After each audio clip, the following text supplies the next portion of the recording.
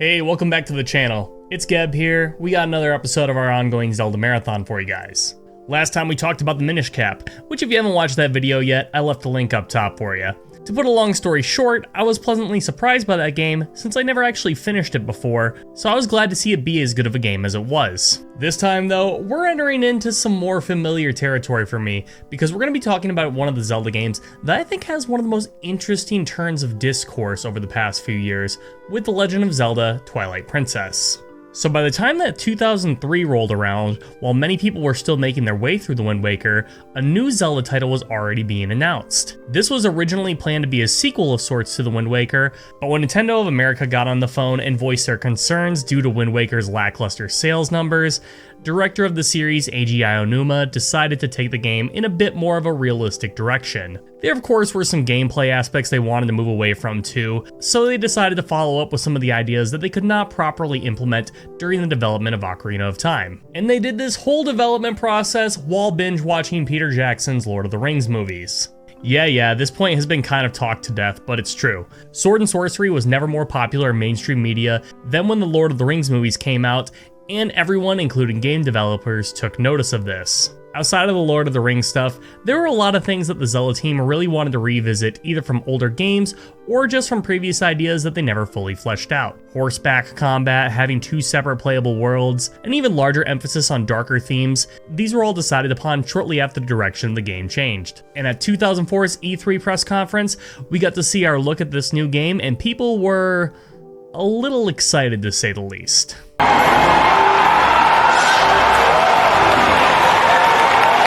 God, I remember watching this reveal back at E3 in like 2004, whenever it was, on G4, and let me tell you, there was no more hype shit than this. I still go back and watch this from time to time. It ranks up there with one of my most memorable gaming moments. And I wasn't alone, as the hype train for Twilight Princess was in full effect. But there was another obstacle in the way of this game's development, and that was the ever-looming approach of Nintendo's next console, the Wii. The Zelda team knew that they would need to bring something to the Wii soon, but they thought they would have to complete Twilight Princess for the Gamecube first. Well, as the months would go on, the Zelda team would develop the aiming for the bow and arrow that we're pretty familiar with by now for the next Wii Zelda game, which to them seemed like a large innovation. It was then decided that Twilight Princess would receive a slight delay in order to be released simultaneously for the Gamecube and Wii at the end of 2006. And by the same time, I mean the Wii version technically released 2 weeks earlier in North America, which I guess means it's more of a Wii game than a GameCube game, even though it was mostly developed for the GameCube, but whatever, that stuff doesn't actually matter. I first played this game at launch, and I fucking adored it. My first playthrough of Twilight Princess, there wasn't a doubt in my mind that this was the best Zelda game ever made. Hyrule was massive, there was an incredibly robust cast of characters, and a huge story. There were so many new dungeons to explore, and the game just felt like it was the most mature thing Nintendo had ever done. It was the true sequel to Ocarina of Time that people wanted, since it wasn't too experimental like Majora's Mask, and it didn't have the kiddie art style of Wind Waker. And just look at these accolades. Boom, mid-90s on Metacritic. Boom, multiple Game of the Year awards. Boom, nearly 9 million copies sold, making it the best-selling game in the series until Breath of the Wild came along. People were going absolutely apeshit over this game for the longest time. But you know, this game's not really getting the heaping amount of praise that it once had back in the day, so what's going on here? Like, don't get me wrong, I don't think there are a ton of people out there calling this game bad or anything, but compared to every other 3D Zelda game, this one has probably had the biggest fall in public perception since it initially came out, with maybe Tears of the Kingdom following in its footsteps. Like, Skyward Sword has more discussion around it nowadays since it's, well, you know, the more divisive title, but Twilight Princess went from a game that was pretty much lauded as one of the best entries in the series to something that slid down the totem pole a little bit, so I want to know why that is. Well, I sit down and booted up the HD version released for the Wii U and played the game from start to finish once again to see if anything really stood out to me. And spoilers for the rest of the video, Twilight Princess is an absolutely phenomenal game, easily a top 10 for me in the series, and has a ton of things that I still adore, such as the dungeons and enemy design, darker story, and expansions on the typical Zelda formula. That being said, I did also see a couple of things that I didn't like as much as I did in 2006, such as the art style really not holding up in some areas, a lot of unnecessary padding, and some of those darker story themes maybe being a bit too out of place. After sitting down and playing through this game in its entirety, I think I'm starting to see the reason why there's not so many people talking about this game like they did back in 2006. It's because this game stole its fucking thunder. While not entirely, Twilight Princess has its own share of shortcomings that are purely a fault of its own, but we'll get into those as we go throughout the video. I think Twilight Princess is an absolutely amazing game, and it might actually be a little bit on the underrated side nowadays, so why do I have that opinion? Well, let's see. We've got a lot to discuss today, so without further ado, let's talk about The Legend of Zelda: Twilight Princess.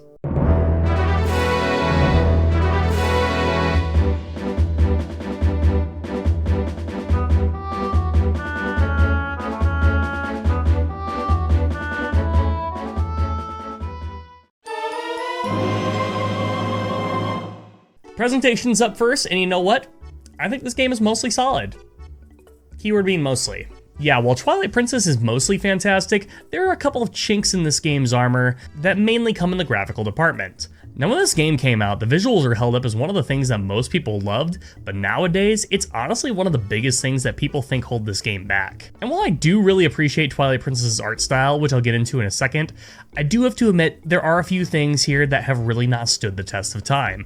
The thing that I think really drives me the most insane is the game's over-reliance on bloom. Now in the Twilight areas, I don't mind it too much since, you know, it's supposed to have this otherworldly quality, but man, as soon as the sun starts to set in Hyrule, it just feels like there's a solar flare going on slightly off screen, and it is so hard to look at. That, and there are some pretty low-res textures spread throughout the game, particularly in the environment. A lot of the character models look like a product of the time thanks to their more realistic designs, and I have no clue what the fuck is going on with this cat. What is this shit? Yeah, visually the game hasn't held up as well as something like Wind Waker, which, if you're a Zelda fan, you've probably heard like 1,000 times by now.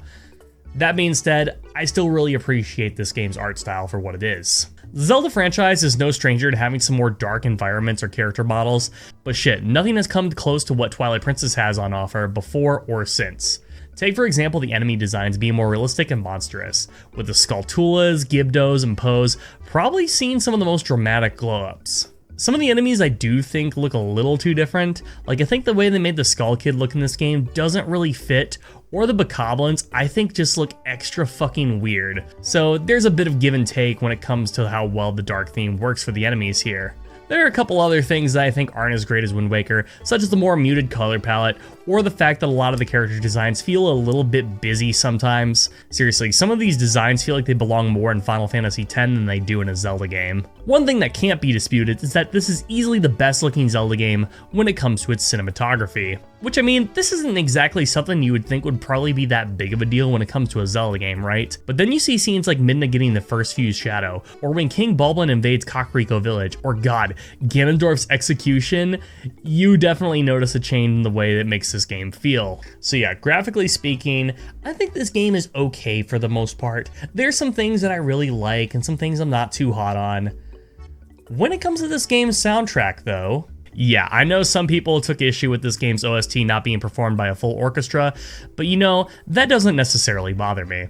The intention was to essentially make the soundtrack a little bit more dynamic, which I think you definitely notice the most in boss battles during the transition between the boss mechanics and when Link goes on the offense. It also helped that this soundtrack absolutely fucks. There's so many tracks that I think are fantastic here. Ordon Village, the Twilight theme, Midna's theme, Kakariko Village, the King Bulblin battle, Lake Hylia, Malomart, the Hidden Village, the Fishing Hole, Xant's battle, the title theme. Let's be real here though. The best song in the game is Midna's Lament. We don't really get too many piano-centric pieces in a Zelda game, so I think that factor, plus the point in the game that this song comes up, really do make it one of the most memorable Zelda tunes. I was a little disappointed with the lack of music as a gameplay mechanic. I mean, the most we really get is the Howling Stones as Wolf Link, but thankfully the rest of the game's audio does some heavy lifting. Still no voice acting though, except for Midna, who kinda has her own language going on. It's almost like an eerie version of an Animal Crossing or Sims character, but I like it for what it is, especially since she probably has the most dialogue in the game. But we'll get more into Midna and some of the other characters in the next section of the video, so I'll wrap it up by saying, presentation in this game isn't my favorite when it comes to some of the other Zelda titles, but I still appreciate it for how unique it is. Now the story for Twilight Princess is something I honestly think doesn't get enough love, cause I think it's right up there with Majora's Mask and Wind Waker, if you ask me. The game sees us take control of a much older Link than average, who spends his days acting as a resident big brother, goat wrangler, and monkey savior. Life is good until a ragtag group of moblins come in and abduct the kids, and Link is swallowed into a strange void.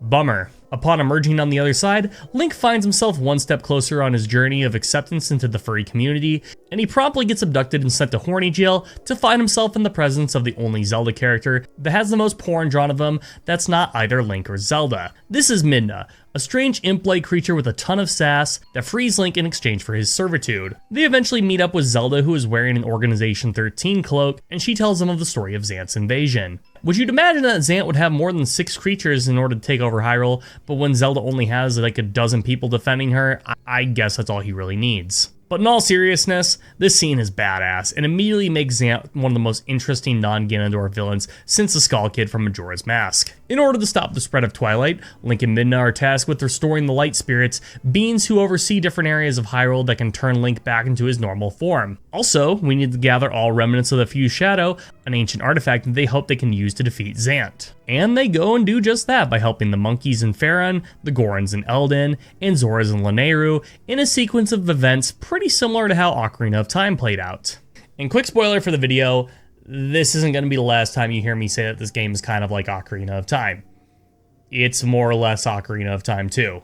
Also like in Ocarina of Time, we change plot directions in the middle of the game.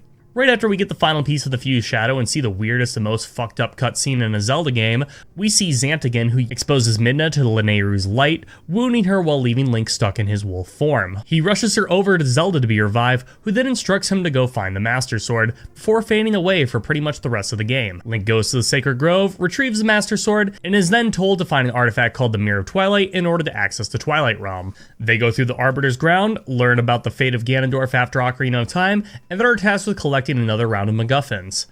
Bing bang boom, Mirror of Twilight is reassembled, and we learn that Midna was actually the former ruler of the Twilight Realm, and that she was usurped by Xant. We go into the Twilight Realm, Xant reveals that he came into contact with Ganondorf, and that is how he gained his power. He goes a little insane, and then Midna pops him like a fucking balloon. Link and Midna make their way back to Hyrule and through Hyrule Castle to have a final showdown with Ganon, with Midna sacrificing herself for Zelda and Link to escape. The fight isn't over, however, as this is a 4-phase boss fight, bitch, which ends with us killing Ganondorf in one of the most brutal ways yet. Fishing pole shenanigans notwithstanding. After Ganondorf's death, the Light Spirits not only revive Midna, but somehow give fan artists even more material to work with. We say our goodbyes with Midna at the Mirror of Twilight, with life returning to how it was before the Twilight ever invaded. And yeah, that's the story of Twilight Princess.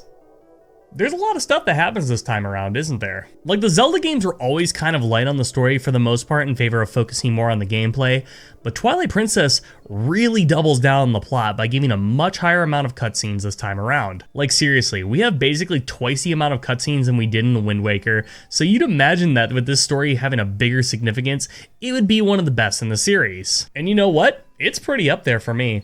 Probably not my overall favorite, but let's dig into a little bit more why. Let's start with this version of Hyrule. So did you like the way that Hyrule was in Ocarina of Time? If you did, then congratulations. This version of Hyrule is like 80% the same. Which, it makes sense. This is only the second time that we've had a fully explorable Hyrule in a 3D game, so it makes sense for them to stick what was already established. The main thing is that this version of Hyrule has expanded to include the farmlands of Ordon to the south, and the Peak Province to the northwest. The rest of the world obviously has some more landmarks and locations dotted about, but for the most part, the geography is just a scaled up version of Ocarina of Time. When it comes to the lore, we have a few things different, like the introduction of the Light Spirits, but outside of that, we still get the whole spiel about how Hyrule and the Triforce were created, and a bunch of the other Zelda staples that you come to expect by now. We do see the absence of the Kokiri and the Gerudo, with a couple of new fantasy races in their place. First, we have the Twilight, a group of people who are essentially imprisoned in the Twilight Realm because of their ancestors' attempt at stealing the Triforce with the use of dark magic. They're a really cool race, one I definitely wouldn't mind making a comeback, unlike the other race, the Uku. Why don't I like them? Well, just fucking look at them, case closed. Now, things on the character front, I think are pretty good for the most part. Link is about the same as ever, maybe a little bit less expressive, maybe a little bit more of an older farm boy this time around. Zelda is honestly a pretty big bore in this game. She sort of just sits in her tower and spouts exposition at Link until she has to revive Midna, and then she's gone again until the final battle. We see her like 3 times total in this game, and it kind of makes her involvement in the final battle of the game seem, I don't know, phoned in, or just there as a formality, I guess. I don't know. As for our third Triforce user, Ganondorf, they made this guy cold as fuck in this game. Getting stabbed in the chest and choking a sage out, sitting on his throne just looking like a smug bastard, getting stabbed in the chest again and dying on his fucking feet. Oh, so hard. He's one of my favorite Ganondorfs in the series. He's just a total badass. Our other main villain this time around is Zant, and yeah, he's up there with one of my favorites in the franchise, probably only behind Ganon and the Majora if I'm being honest. He has this absolutely menacing presence throughout the majority of the game, and then when he just loses his mind later on and it's revealed that he's just a little bitch and needed Ganondorf's power to take over the Twilight Realm, I thought that was an awesome and unique type of villain from what we're used to in a Zelda game. Then we have Midna, who is not only the best companion character, and not only the best character in this game, she might just be the best character in the series. She is our sassy sidekick who is mainly only interested in using Link for her own purpose. That is until we eventually get her to warm up to us, of course. You know what's wild too? This is like, what, the 4th time in a row that we've had a character like this? Tattle from Majora's Mask, the King of Red Lions from Wind Waker, Eslo from Minish Cap. They all bow down to Midna. I think this is finally because they hit the nail on the head with how a companion character needs to be. She is initially very sassy, but we get to see her slowly start to warm up to Link more and more before Zelda sacrifices herself to save her life. This represents a big turning point where she fully grows to trust Link, and what's great about this is that she still has that sassiness, but now you can tell she actually gives a shit about the people she's around. It's a story that's been told before, but I don't think it's been told better in any other Zelda game. When it comes to the side characters, we have an absolutely laundry list to go through. We've got all the inhabitants of Ordon, all the Goron tribe leaders, the band of freedom fighters in Hyrule Castle Town. My favorite's gotta be Barnes from Kakariko Village though, just for the slapstick alone. There's also the hero Shade who you'll meet throughout your adventure who teaches Link new sword techniques, and there's actually a little bit more to him than meets the eye too, because he's actually a previous incarnation of Link, which is just super fucking cool. Speaking of more than meets the eye, we have Mallow. Like, this kid basically has his own store in Kakariko Village, and you have this whole side quest that sees him open up a new location in Hyrule Castle Town, and everyone inside is brainwashed into wanting to buy more of his stuff. What fucking gives with this guy? This shit's just fucking dark. Which, I mean, of course it's dark. This whole game is dark. We see a sword sticking out of Ganon several times. Ilia gets shot with an arrow in the beginning section. Twilight Princess really doesn't pull any of its punches here. And you know, it's kind of for better or for worse, because while I do like the dark shit, some of it just kind of comes off as a bit strange or a little overdone. Like the scene where Midna briefly turns into the villagers, or the whole Yetta jump scare, or of course the whole interloper scene talking about the creation of Hyrule and the Triforce. Just what the fuck is going on here? It's a good cutscene, but it definitely feels like it's trying a little too hard to be edgy, if you know what I'm saying. There's definitely some things that I like about other Zelda stories. This one is pretty high up on the totem pole if you ask me though. Yeah, some of the characters are a bit hollow, and yeah, it does kind of ride a little too close to Ocarina of Time, and yeah, it sometimes tries a little too hard to be edgy for the sake of being edgy, but I think for the most part, those are some super minor complaints. We got some great characters like Zant and Midna, one of my favorite renditions of Ganondorf. We have some new lore additions like the Twilight who I think expand the world in a cool way. And of course, the scale and cinematography make this feel unlike any other story in the franchise. You know, before replaying this, I honestly didn't really think too much of Twilight Princess's plot. But now that I've revisited the game, I dare say it's probably one of my favorite overall aspects. Pretty surprising to say the least.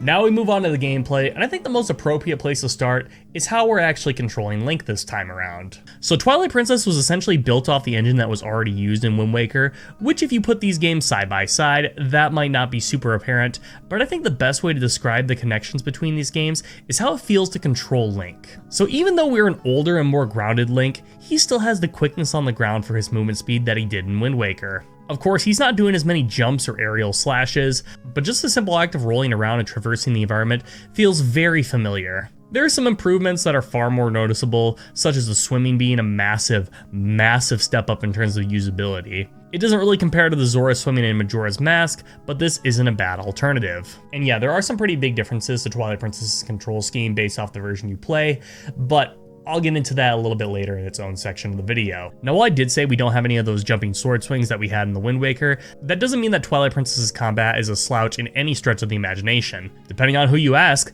they might actually tell you that Twilight Princess has the best combat out of any Zelda game, and you know what? I can totally see that. Yeah, we lose some things like the ability to pick up some enemy weapons, but we get some trade-offs like being able to use your sword underwater and also doing this little sword flippy thing to put your weapon away. You start the game off just about the same as ever, but throughout the adventure, you unlock new combat moves that are actually really goddamn useful. You got the ending blow for finishing enemies off, the shield bash, backslash, and helm splitter for getting around defenses, the great spin attack and jump strike for taking out multiple foes at once, and of course, the mortal draw for doing some absolutely insane damage to enemies. It's a good thing that Link has all of these moves too, because one thing you have noticed is no longer here is the magic meter. You don't really feel its absence too much, since none of the things that typically require magic made the cut for Twilight Princess, but it's still kind of weird not having it in favor of having more physical focused Link. Then comes the mounted combat. This was one of the big new features that was shown off when Twilight Princess was announced, and while not the most deep thing in the world, I do really think it makes riding Epona far more enjoyable. You're able to do some sword slashes and the spin attack on horseback now,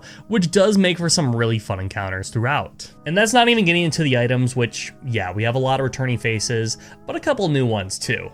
Coming back, we have stuff like bottles, the bow, the slingshot, iron boots, the lantern, all the things we've seen a million times before. What I do like about Twilight Princess is how it kind of flips the script with some of the items in interesting ways. For instance, the bombs has some variants that you can use underwater, or the boomerang now has the ability to cause a tornado to run through an area, or the hookshot being replaced by the claw shot that lets Link hang from objects and raise and lower himself. And then when you get two of them, you basically turn into Spider-Man with being able to grapple onto multiple objects. Now when it comes to the new shit, we have a pretty decent lineup. First up we have the Hawkeye, which outside of being annoying as shit in Marvel Rivals, is kind of a pretty whatever item, just allowing Link to see further away. Next up is the greatest Zelda item of all time, the spinner. What a weird fucking thing to get. So you ride this oversized Beyblade on the ground, and can grind on these indents in the wall and damage enemies by running into them. It's fucking awesome when you get it, but after you leave the Arbiter's ground, you never use it again until the game remembers that it exists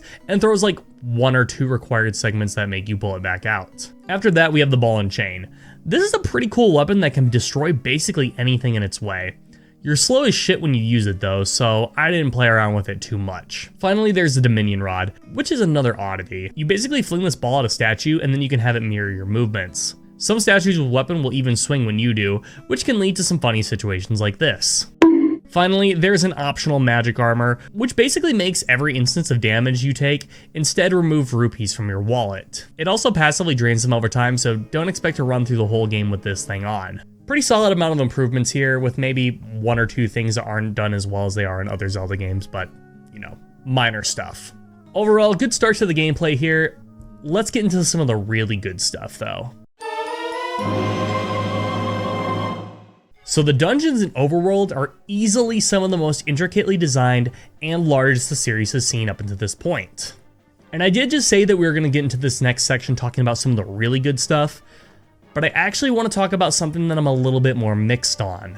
Twilight Princess's Overworld, it's not exactly my favorite. Now, I would never call it bad by any means. In fact, there are a lot of areas that I really enjoy, such as Hyrule Castle Town and Zora's Domain, but the majority of what we see here is, I don't know, barren, I guess you could say?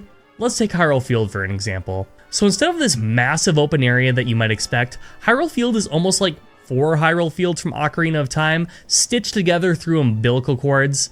These paths are done to mask loading, but they also kind of just make Hyrule Field so weird and disconnected. That, and there really isn't actually that much to do here either. It honestly almost feels like we had the same amount of stuff that you could do in Ocarina of Time's Hyrule Field, just spread out over like 4 times the area, and it makes everything seem so much more empty. There's a couple other areas that I'm not super crazy about too, like Kakariko Village I think is a bit of a downgrade from Ocarina of Time, and stuff like Ordon Village basically serving no purpose outside of the beginning of the game. The overworld is just not super interesting for the most part. Now the dungeons, on the other hand, oh, these kick ass. Hands down one of the best dungeon lineups in the series, with maybe only Ocarina of Time and Skyward Sword being able to compete with it. But let me run down the list of dungeons and talk about why I like them. Our introductory dungeon is the Forest Temple, and honestly, it's a really good one, even if it's the first dungeon in the game. You go through the dungeon, rescuing monkeys to help you swing across large gaps. You have an encounter with the leader of the monkeys and his giant red ass, before having a boss battle with Diababa, which is a surprisingly flashy boss fight for something so early in the game. Next up are the Goron Mines, and I honestly think this dungeon is a bit on the underrated side. Being able to use the iron boots to walk on the magnetic walls is really fucking cool. The mini boss fight is a little on the janky side, and I wouldn't exactly say Fires is my favorite boss in the game or anything, but it's overall pretty solid. Next up is Lakebed Temple, and while the track record for water temples has been a little all over the place, I think this one is pretty solid. The main gimmick here is to move the flow of water around the central staircase in the middle of the temple to reach new areas. You've got a decent mini-boss encounter with the Deku Toad, and while Morpheal is the largest and potentially most intimidating boss in the series, it might actually be the most passive boss in a Zelda game, since it doesn't actually seem interested in attacking you in the slightest during its second phase. So, first half of the game, dungeons aren't bad. It's a pretty decent roundup. The second half is where this game gets cooking though. First up is the Arbiter's Ground, and this is 100% a top 5 dungeon in the series. This is an ancient tomb way in the back at the end of the Gerudo Desert. There's a ton of stuff that I love here, from the callback to Ocarina of Time by having the Poe steal the flames to get deeper into the temple, to fighting the edgy mini-boss Death Sword, who is probably the best mini-boss in the game, to getting the spinner and grinding on the rails, to literally one of the best fights in the series, Star-Lord. This dungeon is honestly goated. And you know what? So is Snow Peak Ruins. And for a dungeon that has you mainly just gathering ingredients for soup, this is honestly a surprise. I think the setting for this dungeon, being an old abandoned mansion, is such a unique vibe. The mini-boss fight with Darkhammer was also a pretty good one. The fact that you can go back and scoop soup in a bottle and drink it for extra healing is great. And Blizzetta is a pretty fun encounter in her own right. After that, we have another really good one with the Temple of Time. It's one of the more linear dungeons that has Link guiding a statue from the top of the temple all the way to the bottom. We have our first encounter with the Dark Nut as a mini-boss, which you will definitely see get spammed all over the place later on in the game. Then we have Armagoma as our boss, and I'm not a big fan of spiders, so being able to use the massive statues to crush it is pretty cathartic. And just when you think you have the boss beat, its giant eye starts to run all over the place afterwards. This is a pretty funny part of the fight. Then we have what is probably my least favorite dungeon in the game, being the City in the Sky. Aesthetically, this dungeon is super fucking cool, but I honestly just feel like it goes on for a little too long. We have a pretty cool mini-boss with Arialfos, and a really great boss with Argarok, but beyond that, this dungeon is just sort of okay. And while we're talking about dungeons with an awesome vibe, we have to talk about the Palace of Twilight. This one has us use light orbs to clear darkness and bring them back to the center of the dungeon, all the while these Zant hands attempt to hunt you down. The boss fight with Zant has you go through several different phases, and is really damn fun too. It actually might be one of my favorite bosses in the game. Add this onto the list of really solid dungeons. And finally, we have Hyrule Castle, which is hands down the best final dungeon that we've had in a 3D Zelda game up until this point, and it might still be the best depending on who you ask. In the past few 3D games, the final dungeon was essentially a compilation of challenges that we already kind of went through earlier in the game. This time around, we actually get to ascend Hyrule Castle proper, and it's a pretty damn good dungeon in its own right. So yeah, the lineup here is fantastic, especially with the heavy hitters like Arbiter's Ground and Snow Peak Ruins. I feel like every dungeon here really came in with the idea of having the basic design be around a central gimmick and structured the rest of the area around that gameplay mechanic. Yeah, not every dungeon hits it out of the park, but for the most part, a lot of them are great, and the best ones stand up with some of the greatest in the series. If you're wondering why there are so many people that made us think about Breath of the Wild and Tears of the Kingdom having non-traditional dungeons, this game is a pretty good example of what we were missing out on.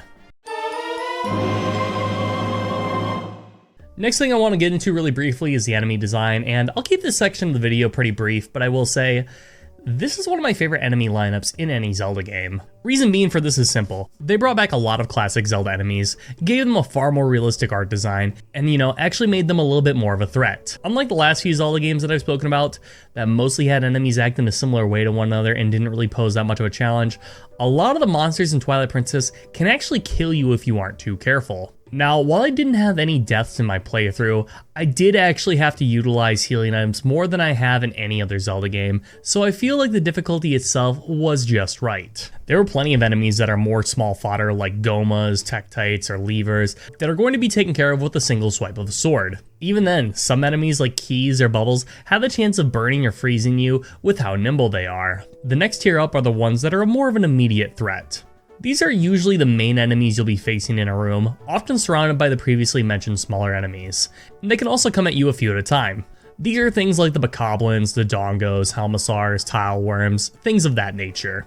These are where we get to see more of the gimmicky enemies too, such as Dekubabas needing to have their vines cut off, Mini Freezards sliding across the floor, or the Chews splitting apart into multiple smaller versions of themselves. Some enemies like the Skulltulas or the Armos will also require Link to look for openings or utilize his new combat skills in order to damage them. Finally, we have the big threats. These are the enemies that are more often fought solo, but will also have some goons in the late game and optional areas. These will typically require Link's full attention in order to damage, as they have particular ways of harming them and can dish out some impressive hits themselves. These are things like the Helmasaurus, the Lizalfos, Pose, Shadow Beasts, Stalfos, and Gibdos. In the late game, some mini-bosses like Darknuts or Arialfos also make appearances as regular enemies. The way that you interact with these enemies and what they ask the player to do really make Twilight Princess one of the most complex games when it comes to the combat in the Zelda series. Nothing here is too out of left field, and in fact, most of the enemies can be damaged in multiple ways, but that I think it really does elevate the overall play experience. Now we get into the main gameplay gimmick of Twilight Princess, being the wolf transformation. So yeah, pretty early on in the game, Link will be transformed into a wolf, and you'll be limited to using this form only in the Twilight sections, but about halfway through the game, you'll be given the ability to switch between these forms at will, and you'll have a ton of new skills to play around with. When it comes to controlling Wolf Link, you'll notice right away that there's a much higher movement speed that you'd probably expect from being able to control a wolf. This form honestly became my main method of transportation, since while it's not as fast as Epona, you can switch to it more freely. It is a little weird that you are now in control of a quadruped. Like, he doesn't control poorly by any means, but there's just something a little off about playing a character that runs on all fours. You have some other movement capabilities such as crossing tight ropes or having Min to help you perform long jumps to reach certain areas. We also have a number of utility tricks up our sleeves, such as digging holes to either find items or get into passageways, talking to animals, tracking scents for important objectives, and also going to the sense mode and reveal the spirit's true forms in the Twilight Realm sections. The most useful thing we get is the ability to warp to areas around the map and even bring certain plot relevant objects with us. You can eventually do this at will during the second half of the game, but I did think it was a little weird that you always had to switch to Wolf Link to do this. One funny thing I like is when Wolf Link enters a town, all of the NPCs will be scared shitless. You can't really do anything when you're Wolf Link in these sections, but it is pretty entertaining. Oh yeah, he can also howl at certain points to call a bird to allow him passage into areas, or use the Howl Stones to summon the hero's shade to learn a new combat ability as Human Link. Speaking of combat, Wolf Link's main method will be thrashing around, biting things, and pouncing on enemies. He does a pretty solid amount of damage, but I'd be lying if I said that I prefer what he is capable of instead of just playing as normal Link. Early on, you get an ability that lets you rush through multiple enemies at once, but you don't really get too much more depth from Wolf Link after that, which is a bit of a disappointment. And that's pretty much all there is to cover when it comes to Wolf Link's mechanics, so how do they stack up overall? Well, it's kind of an interesting thing to go over, I guess. On one hand, I really like the aesthetic of Wolf Link. I think a lot of his abilities are cool, and in terms of traversal options, Wolf Link is my go-to. That being said, I didn't find myself choosing to switch to Wolf Link like I did with Goron and Zora Link in Majora's Mask. While Wolf Link might be slightly more mechanically complex than any of the forms of Majora's Mask, that game had the advantage of consistently adding new ones in order to change things up. After you learn how to warp and use the multi-hit attack, you have basically learned everything there is to learn with Wolf Link. This kind of just makes the rest of the time you play as him feel not as interesting as it probably should be. Personally, I would have liked to see Wolf Link maybe learn some new abilities over the course of the game, or have some phases and boss fights that actually utilize his form, kind of like the Ganon fight does at the end of the game. I don't know, there could have been something more done here. It's definitely not bad, I actually like Wolf Link for what it is, I just think there's a little bit of missed potential. Okay, so this section of the video is going to be kind of a random stream of consciousness as I talk about a few things that I really like about Twilight Princess, and a few things that I didn't really care for too much, and I couldn't really find a great spot to put them in the video, so here you go. Let's start with some of the positive stuff first. I think that Twilight Princess has a really good amount of side content to do here. I wouldn't say the side quests are as strong as something like Tears of the Kingdom or Majora's Mask, but we have a pretty decent selection this time around. We of course got more heart pieces to collect that you're probably all too familiar with by now, and if collecting shit is your thing, then Twilight Princess has you covered. No mini figurines this time around, which is good for me, but you still have the 60 pose souls if you want to collect, which I didn't bother with, and the 24 golden bugs because I felt like if I didn't grab all of these, Agatha would try to wear my skin. Outside of that, we have some fun quests like the Malomart questline, the Cave of Ordeals, which is a nice little challenge, a ton of minigames such as snowboarding, a chicken flying game, this weird fruit minigame, the claw shot challenge, the boat minigame, there's the extra bottles to collect, a bunch of secret caves for optional rewards, and you've even got the fishing log to complete if you really got nothing else better to do. It's a decent collection of side stuff to do, with the Malomart side quest probably being my favorite, even if you do have to carry this stupid barrel across Hyrule Field. I was surprised that the sumo minigame didn't really have that much of a presence after like the 2 times that you needed to do it, since that's kind of the thing that you'd expect from making a minigame like this. As it stands, it just kind of acts as this weird part of the game that, while fun, almost feels like a waste of time. And that's a pretty good segue into what's essentially my main issue with Twilight Princess,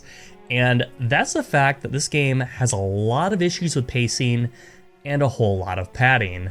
There are a lot of examples of this, honestly. The beginning section of the game dragging until you get to the first dungeon, previously mentioned Goron Sumo segment, finding the language in the ancient skybook by going around and interacting with these statues with the Dominion Rod. God, this section is so boring. Doing this sort of random Old West segment by going to the old village, the retread through the Lost Woods as Human Link, or probably the biggest patty moment, going after all of the dark bugs as Wolf Link in the Twilight Realm sections. Thankfully, those sections are cut down a little bit in the HD version, and yeah, I'm all for having some occasional things break up the monotony of dungeon spam, but I don't think they were done particularly well here. Stuff like the Goron Sumo Wrestling feels like it could have been an introduction to a larger minigame, but it was never actually followed up on. Stuff like the second run through of the Lost Woods or the tutorial section feel like they have way too much unnecessary fluff added just to increase game time. The dark bugs were cut down between versions, which should tell you that Nintendo clearly saw that these went on for way too long. And then the whole stuff with the reactivated Dominion Rod, it's just not that fun. What sucks is that there's some legitimately fun segments between the dungeons, such as the trek up the mountains to meet the Yetis, or traversing the Sacred Grove the first time to find the Master Sword, or my personal favorite, the fight with King Bulblin on Elden Bridge. There are some really good sections here.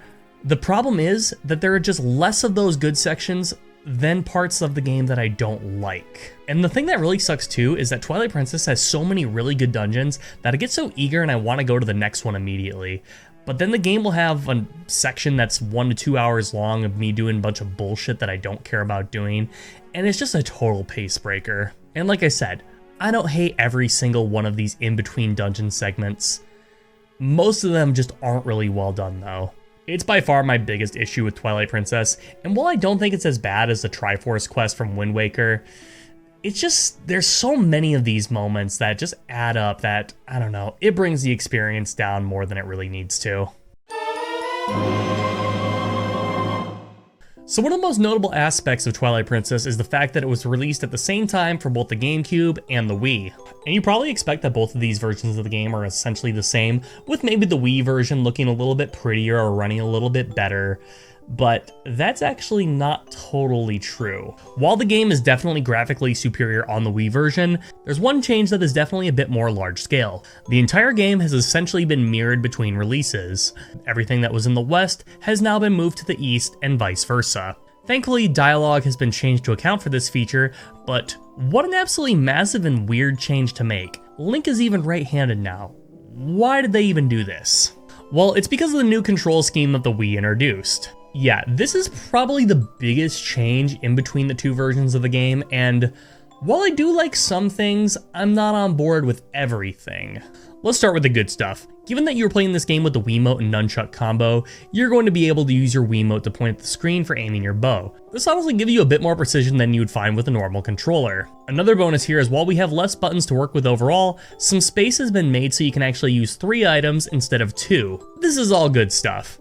Now for some of the not so good stuff. So if you want to use your sword as Link, instead of pushing the B button, you have to swing your Wiimote instead. And since most people are right-handed, this is why every single thing in the game has been mirrored to account for this. Why couldn't they just have Link switch hands and keep the world the same?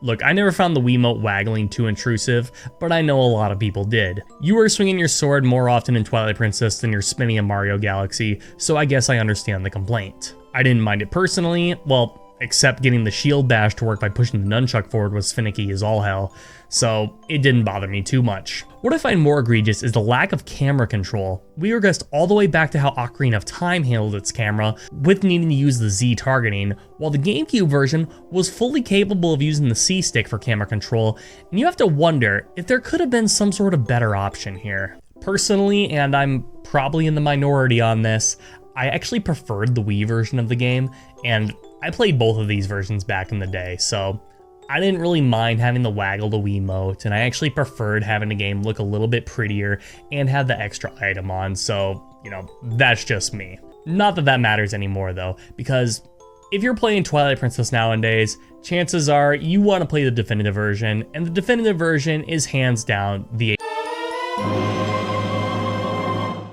Yeah, no surprise there, right? So unlike Wind Waker HD that made some pretty large-scale changes that rectified a lot of the things that dragged Wind Waker down, Twilight Princess HD really just made some small tweaks. On the graphical front, we jumped from 480 to 1080p, which is an absolutely massive step up. The character models and geometry were left unchanged, however we saw many textures change out to a less blurry version, the lighting to be brighter, and most importantly, the bloom to be toned down from way too much to now being something that is still a little garish, but a lot more easy on the eyes. We also flipped the orientation back to the way it was on the Gamecube, thank God. And we kind of get the best of both worlds when it comes to the control scheme, because we get the 3-item button layout, we can control the camera once again, we have gyroscopic aiming, which is an even bigger improvement over the aiming on the Wii, and as a bonus, we can use the Wii U gamepad for item management, which is always supremely useful. There are also a few decent quality of life updates, such as increasing the initial wallet capacity, you have a counter for post souls in a particular area, you only need 12 tiers of light for the Twilight sections instead of 16.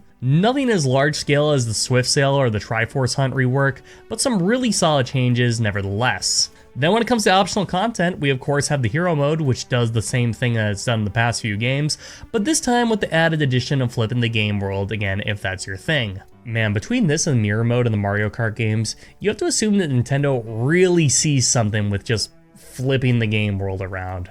So yeah, the HD version of Twilight Princess doesn't really have as many substantial changes as the Wind Waker did, but a lot of the issues that I had with Twilight Princess really can't be fixed by doing one or two things like they could with Wind Waker. It's definitely some solid improvements, and I mean, the HD version of the game is the definitive way of playing this game, no doubt. So if you're interested, it's time to dust off that Wii U, because God knows when Nintendo's ever going to re-release this, and if they do, you know it's going to be a full-price $60 game. Nintendo tax, man, what are you going to do?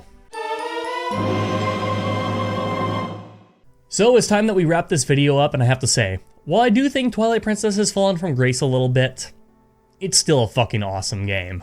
There's some gripes that I have mainly due to the graphics aging a little worse than other games, the pacing being all over the place, and there's some minor things such as Hyrule Field being a bit empty and uninteresting, and Wolf Link not being fully realized. But when you have some of the best cinematography, a ton of unique and fun items, and a bunch of the most well-designed dungeons in Zelda history, those early things are really minor complaints. I think the story is great, the combat is debatably the best in the series, the art style is incredibly unique, there's just a whole lot to love about Twilight Princess. Is it maybe a bit too similar to Ocarina of Time? I mean, I guess so.